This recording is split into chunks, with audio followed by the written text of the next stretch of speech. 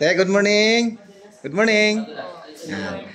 Oh, di ba isang session ka lang nung nakaraan lang?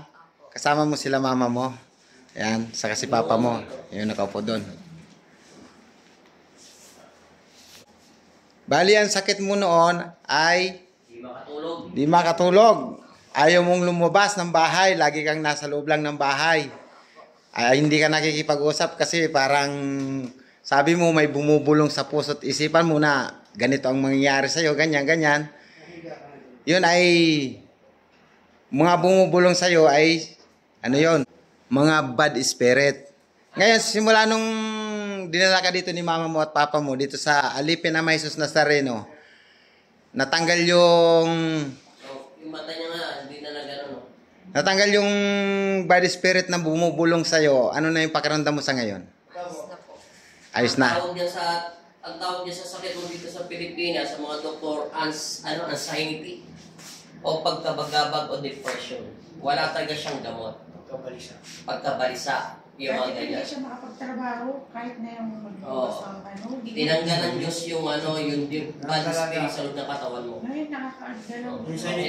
Simula nung matapos ng paggamot galing kayo dito nung nakaraan. Best lang yung ginamot, no? Opo, isang beses lang po.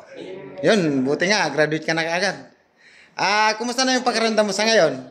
Ayos na, hindi ka na nahihiya na maglalabas ngayon. Nakikipag-usap ka na sa mga tao, nakikipag-maritisan ka na sa kanila. Yun. Pagpatuloy mo lang. At huwag mo rin makalimutan na... Ilang taon niya nasakit yan, Rada? Alam ko, first year daw. Ilang taon na siya ngayon? First year high school po siya.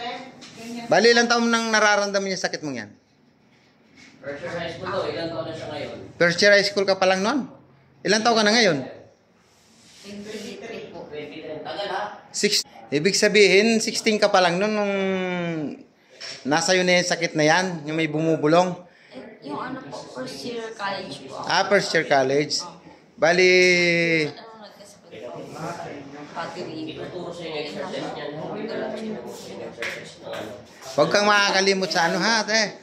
Huwag kang makakalimot sa puntahan sa tahanan si Papa Jesus. Pagpatuloy lang ang pagdarasal sa Kanya. Pakita mo sa Kanya na siya lang ang ating Panginoon. At makakapagpagaling para sa mga sakit na nararamdaman natin. Taga saan ka sa ganyan eh? Iba Sambales. Talagang okay ka na. Yan, may manliligaw na sa'yo niyan. Sige, salamat sa inyong pagtitiwala.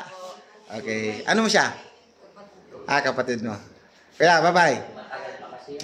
Bye-bye. Salamat po, Papa Jesus.